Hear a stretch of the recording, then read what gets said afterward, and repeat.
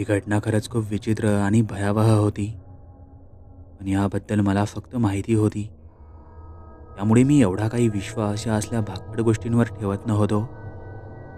पण म्हणतात ना, जेव्हा आपण एखाद्या घटनेला जवळून बघतो, तेव्हाच त्या गोष्टीची सत्यता आपल्या समोर येते. आणि तसेच काही घडले होते माझ्यासोबतही. गोष्ट आहे 2012ची. तेव्हा मी एका फायनान्स कंपनीत कामाला होतो. गाव सोडून शहरात राहणं खूपच अवघड असतं आणि त्यातच माझी पत्नी साधना ही माझ्यासोबत होती. माझ्या लग्नाला साधारण तेव्हा 1 वर्ष उलटून गेले होते. आम्हाला तेव्हा मूलबाळ वगैरे कोणी नव्हते.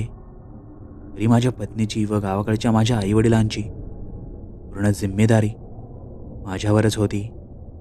त्यामुळे काम केल्याशिवाय माझ्या जीवनात पर्यायच नव्हता. मला या फायनान्स कंपनीत काम करून साधारण 2 वर्ष उलटून गेले होते. त्यामुळे बराच अनुभव मला या क्षेत्रातला आला होता. बऱ्याचदा असे काही अनुभव मला आले होते. पण काही गोष्टी एवढ्या भयानक आणि विचित्र घडू शकतात याची कल्पना मला त्या दिवशी झाली. मी आता सततप्रमाणे माझ्या कामात गुंतलेलो असायचो. माझे ऑफिस साधारण माझ्या रूमच्या 3 किलोमीटरवर होते आणि कंपनीच्या काही कायद्यानुसार एवढे अंतर ठेवणे हे गरजेचेच असते. आता माझा दररोजचा हा रस्ता असल्यामुळे मला एवढी काही भीती या रस्त्याची जाणवत नव्हती. म्हणून मी कधीही प्रवास करायचो. कधी मी लवकर घरी परतायचो तर कधी मला उशीर व्हायचा. माझी पत्नी ही जरा धाडसी स्वभावाची असल्यामुळे तिलाही एवढी काही मी रात्री घरी यायची भीती जाणवत नव्हती. आता तो रस्ता माझा सततचा होता. काही लोक माझ्या ओळखीचेही त्या रस्त्याने झाले होते. असा तो भाग ग्रामीण भागाचा असल्यामुळे हे लोक जरा प्रेमळच वाटत होते आणि त्यातच मला त्या रूमचे भाडेही कमीच होते. म्हणून मी त्या ठिकाणी टिकून होतो. पण एवढ्या उलटून गेलेल्या दिवसांपैकी माझ्यासोबत त्या रस्त्याने कधी काही विचित्र घडले नाही. पण त्या दिवशी जे घडले ते खूप भयावह होते. त्या दिवशी शनिवार होता आणि पूर्ण सप्ताहाचे काम आटपून त्या दिवशी मला घरी जायचे होते. म्हणून बाहेरील कामे आटपून मी जरा लवकरच ऑफिसवर आलो आणि ऑफिसचे कामे आटपण्यात मग्न झालो. पण त्या दिवशी बघता बघता बराच उशीर मला झाला. जाऊ दे, उद्याची सुट्टी आहे या विचारात मी बरेच कामे आटपले आणि शेवटी गडद अंधार पसरल्यावर मी रात्री 10 वाजता माझ्या ऑफिसवरून माझ्या रूमकडे निघालो. पत्नीनेही मला बरेच फोन केले होते. तिची मी समजूत काढत तिला शांत केले होते. आता मी माझी मोटरसायकल घेऊन निघालो होतो. काही वाहने ये जा करत होते कारण सध्या तरी मी शहरातच होतो. काही वेळात मी शहर सोडले. आता मात्र शांत रस्ता आणि भयावह शांतता या रस्त्यावर जाणवत होती. त्या रस्त्याकडचे ते झाडे झुडपे जणू निद्रेत गेल्यासारखे शांत होते आणि मी गाणे गुणगुणत पुढे जात होतो. आता मी पुढे आल्यावर मला दिसले की समोर कोणीतरी 2 व्यक्ती उभे आहे आणि ते रस्त्याच्या कडेला उभे असल्यामुळे मला ते गाडीच्या समोरील लाईटाच्या प्रकाशात एवढे काही स्पष्ट दिसत नव्हते. म्हणून तिथे थांबू का नको असे मला झाले होते. पण मी खूपच भावनिक स्वभावाचा असल्यामुळे मी काही भावनिक विचाराअभावी तिथे माझी गाडी थांबवली. पण हेच माझ्या जीवावर बेतणार होते याची कल्पना मात्र मला नव्हती. मी तिथे गाडी थांबवली आणि निहाळून बघितले तर मला दिसले की तिथे कोणीतरी म्हातारा जोडपं आहे आणि बहुधा ते खूपच घाबरलेले दिसत आहे.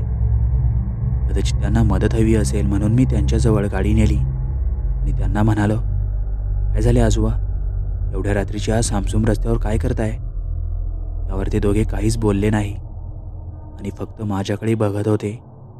मी परत त्यांना तोच प्रश्न केल्यावर ते जरा घाबरतच म्हणाले, पोरा, आम्ही या समोरच्या टेकडीवर राहतो आणि आता आम्ही तिथेच चाललो आहे. मला तर त्यांच्या बोलण्याचे नवल वाटत होते. एवढ्या अंतरात हे कसे जातील त्या टेकडीपर्यंत? आणि हो, असे कसे होईल की एवढ्या रात्री हे एकटे निघाले आणि यांच्यासोबत कोणी नाही? मला असे असंख्य प्रश्न त्या जोडप्याबद्दल येऊ लागले. म्हणून मी पुन्हा एकदा त्यांना पडताळून विचारले, आजोबा, खरं सांगा, तुम्ही काही रागात तर निघाले नाही ना घर सोडून? नाहीतर माझ्या घरी चला, चुकीचं पाऊल उचलू नका. एवढे माझे बोलण्यावरही त्यांचे बोलणे ठाम होते. म्हणून मीही मनातच विचार केला, जाऊ दे, असेल यांचे घर कदाचित. आणि तसाही चंद्राचा असा अंधुक प्रकाश त्यांना रस्ता दाखवत होता. म्हणून मी जास्त काही विचार न करता सरळ गाडी चालू करून माझ्या मार्गाला निघालो. आता माझाही रस्ता जास्त काही राहिला नव्हता. म्हणून मी लगेच गाडी चालू केली आणि भरधाव वेगात पुढे आलो. पण पुढे आल्यावर मला जो भयावह प्रकार दिसला खूप भयानक होता. मी त्याबद्दल कधी स्वप्नातही विचार केला नव्हता. मला खूप भीती वाटायला लागली होती. अंगाला सरकन घाम फुटला होता. काय करावं काय नाही असे मला झाले होते. कारण माझ्यासमोर परत एकदा तेच जोडपं गाडीच्या पुढे उभे होते.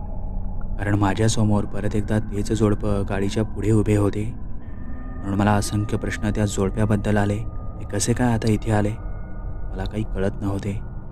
एवढ्या अंधारात माझे डोके आता भाभावून गेले होते.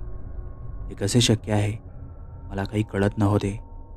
पण कदाचित हे कोणी दुसरे असतील अशा विचारात मी त्यांच्या खूपच जवळ गेलो. तर खरंच इथे तेच जोडपे होते जे मला तेव्हा दिसले होते. पण आता त्यांचा अवतार खूपच भयावह होता आणि विचित्र पण. आणि माझ्याकडे ते दोघे असे बघत होते जणू ते मला खाऊन टाकतील की काय. आता मात्र मी काही क्षणाचा विलंब न करता गाडी चालू केली आणि तिथून काढता पाय घेतला आणि कुठंच न थांबता माझ्या रूमवर पोहोचलो. रात्र चांगलीच झाली होती म्हणून मी माझ्या पत्नीला ही घटना सांगायची टाळली.